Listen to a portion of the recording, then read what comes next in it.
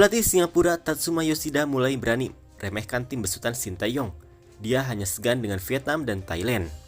Di Piala AFF 2020 ini, Indonesia seperti tak dianggap lawan berat Singapura, dan sebagai kompetitor terberatnya dianggap hanya datang dari Thailand dan Vietnam. Bermain sebagai tuan rumah tentunya, Tatsuma Yoshida mengincar target juara di ajang Piala AFF 2020. Dia mengungkapkan bahwa anak asuhnya punya amunisi mumpuni untuk bersaing memperebutkan trofi. Tentu saja kami ingin menjadi juara, tapi kami harus mengambil langkah demi langkah, ucap Yoshida.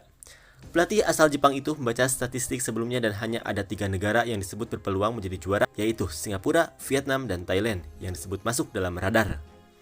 Singapura berada di puncak kejayaan sepak bola medio 2004-2008, tepat saat mereka meraih gelar juara Piala AFF 2 kali berturut-turut. Kala itu Singapura banyak diperkuat pemain naturalisasi, total Singapura sukses mencatatkan 13 pertandingan tanpa kekalahan. Barulah di Piala AFF 2008, gol tunggal Nguyen Quang Hai memutus rekor mentereng Singapura usai kalah dengan skor tipis 0-1 dari Vietnam. Sementara itu, Vietnam menjelma sebagai raksasa Asia Tenggara sejak semifinal kedua Piala AFF 2016 melawan Indonesia. 2 tahun setelahnya, skuad Park Hang-seo berhasil meraih gelar juara Piala AFF 2018 dengan catatan 8 pertandingan tak terkalahkan. Di gelaran Piala AFF 2020 ini pun, Vietnam mengoleksi 3 kemenangan dan 1 hasil imbang, membuat mereka total mengoleksi 13 pertandingan tak terkalahkan berturut-turut.